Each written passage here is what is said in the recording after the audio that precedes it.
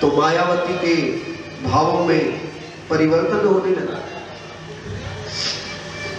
तो प्रद्युम्न जी ने कहा, देवी तुम तो माता के समान मेरा पालन पोषण करती हो, लेकिन अब तो माँ जैसी कोई बात दिख नहीं रही, तुम्हारा व्यवहार तो बहुत बदल गया है। तो मायावती ने कहा, हे प्रभु, क्या आप मुझे नहीं पहचानते? मैं तो आपकी जन्म जन्म की संगिनी रति हूं। और प्रद्युम्न जी को बार बार याद दिलाने लगी कि किस प्रकार से भोलेनाथ के तृतीय नेत्र खुल जाने से आप कामदेव थे और आपको भस्म कर दिया था भोलेनाथ ने।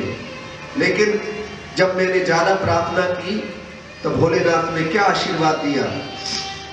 जब यदुवंश कृष्ण अवतारा, जब यदुवंश कृष्ण अवतारा,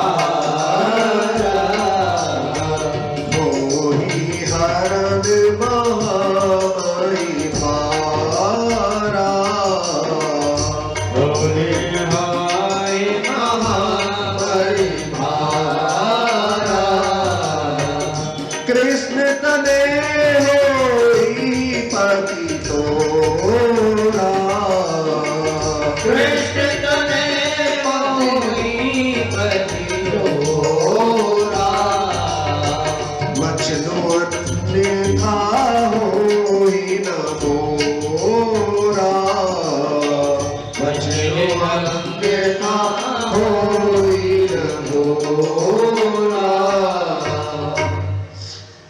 भोलेनाथ ने यही वरदान दिया था कि जब कृष्ण का यदुवंश में अवतार होगा उस समय पर कृष्ण के पुत्र के रूप। और जब ऐसे कहा तो जाकर शंबरासुर को ललकारा और युद्ध में पराजित कर दिया, नष्ट कर दिया। उसके बाद शंबरासुर को मारकर अपनी पत्नी रति को लेकर कामदेव रूपी प्रद्युम्न अपने माता पिता के पास पहुंचे। रुक्मिणी जी ने जब पहली बार देखा तो उनके मन में यह भाव आया, उनके मन में यह भाव आया कि अगर मेरा पुत्र होता तो इतना ही बड़ा होता। इसको देखकर ना जाने क्यों मन में प्रेम उमड़ता है बालक को देखकर। कृष्ण ने जब देखा समझ गए, हे रुक्मिणी कुछ कहूं तुमसे? कृष्ण ने कहा कि यह बालक कोई और नहीं, तुम्हारा खोया हुआ पुत्र प्रद्युम्न है। जैसे ही सुना प्रद्युम्न आ गया, मन में आनंद की हिलोरें उठती है। देखो भैया, कोई छोटी मोटी चीज भी खो जाए, हमारे 50 रुपए गिर जाए नीचे तो 10 बार जेबों को टटोलते। 50 रुपए थे, कहाँ चले गए? यहाँ मैंने तो यहीं पर रखे थे जेब में, कहाँ चले गए? कोई मोबाइल चोरी हो जाए, कितना प्रयास करते हैं। लेकिन पुत्र को पाकर माँ को कितना आनंद हुआ होगा, उस सुख की कल्पना शब्दों से परे है। माता रुक्मिणी ने बहुत स्नेह दिया। द्वारका के अंदर ऐसा लगा जैसे दीपावली फिर से मनाई जाने लगी प्रद्युम्न जी के आने पर। इतना प्रेम किया, इतना आनंद आया। सुखपूर्वक कृष्ण रुक्मिणी मैया के साथ रहने लगे। और इधर एक यादव सरदार है सत्राजित। सत्राजित ने सूर्य भगवान की आराधना की और सूर्य भगवान के आशीर्वाद से एक ऐसी मणि को प्राप्त किया जो नित्य कई बार सोना उगलती थी। एक दिन सत्राजित उस मणि को पहनकर जब राज दरबार में गया तो उस मणि की चमक से सारे दरबारी सभी देखकर हक्के बक्के रह गए, ये सूर्य भगवान के समान कौन व्यक्ति आ रहा है। जब पास जाकर देखा तो सत्राजित, पास आने पर पता लगा ये तो सत्राजित है। सबने मणि की भूरी भूरी प्रशंसा की। कृष्ण ने कहा, सत्राजित जी यह मणि है तो बहुत सुंदर, लेकिन यदि इसे राजकोष में आप जमा करा दो तो यह प्रजा के कार्य में बहुत आएगी, क्योंकि इससे सोना निकलेगा। सोने का उपयोग किसमें होगा? प्रजा की सेवा में होगा। सत्राजित ने इनकार कर दिया, नहीं प्रभु मैं नहीं दे सकता। और यह मणि इतनी चमत्कारी थी, 8 भार सोना उगलती थी, 8 भार, बहुत सारा सोना उगलती थी। सभी के मन में उस मणि को देखकर बहुत ही मोह जाग गया। एक दिन क्या हुआ, सत्राजित का भाई प्रसेन उस मणि को पहनकर और जंगल में चला गया शिकार खेलने के लिए। जब जंगल में गया तो एक शेर ने झपट्टा मारकर सत्राजित के भाई प्रसेन को मार डाला और मणि को छीन लिया। इधर जामवंत जी ने शेर को देखा, इतनी सुंदर मणि लेकर आया है, और तुरंत शेर को पकड़कर मार दिया और मणि को छीनकर अपनी बेटी जामवती को दे दिया।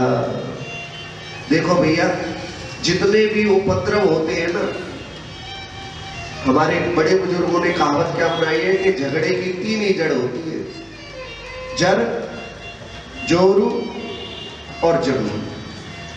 जर माने धन, जोरू माने नारी, और जमीन यानी भूमि। झगड़े की 3 ही मुख्य जड़ होती है।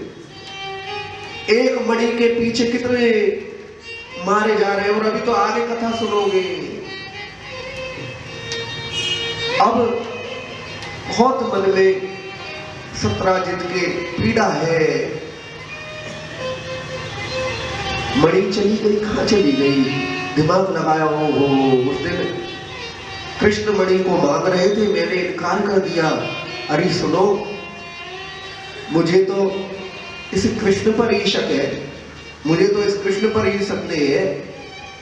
देखो मैंने मणि राजी राजी नहीं दी तो मेरे भाई को मारकर मणि ले ली। अब माताओं के पेट में बात जल्दी पचती नहीं है। माता ने सत्राजित की पत्नी ने पड़ोसी के यहां जाकर कह दिया,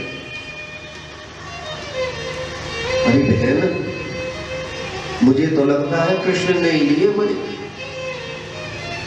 पर ये बात किसी और से मत कहना। तो कर्णम कर्णम जपंचन, बात एक कान से दूसरे कान तक पहुंची और ऐसे करके पूरे द्वारका में बात फैल गई। देखो देखो, आदत बदली नहीं, पहले मक्खन और मिश्री चुराते थे, आज मणि की चोरी करने लगे। आदत इतनी जल्दी जाती नहीं है चोरी करने की। कृष्ण के पास कानों में पहुंची, अरे राम राम राम, मुझ पर झूठा आरोप चोरी का। भैया ये समाज सेवा करने वाले जितने भी लोग होते हैं ना, हम तो इनके हृदय को देखते हैं, कौन से पत्थर का बना होता है। लोग इतने झूठे झूठे आरोप लगाते हैं।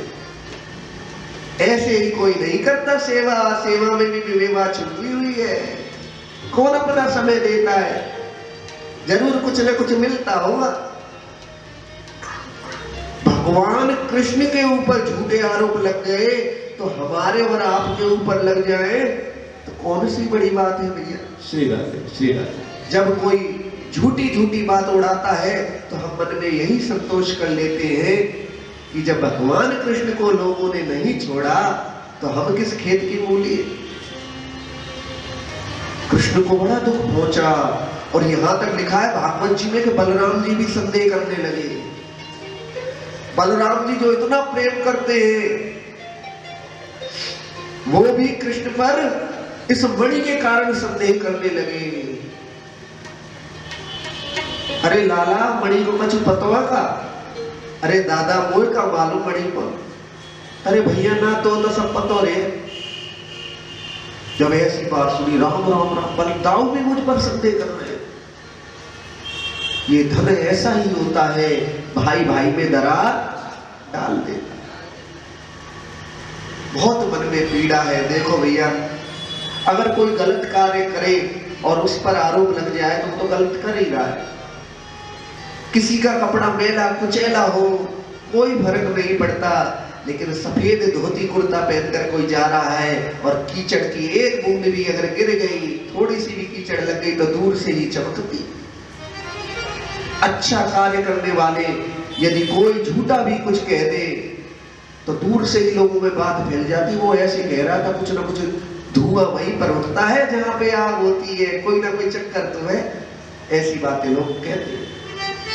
कृष्ण ने मन में विचार किया, भाई इस मणि का तो पता लगाना पड़ेगा, नहीं तो ये तो बहुत ही बात पूरे द्वारका में फैल गई। और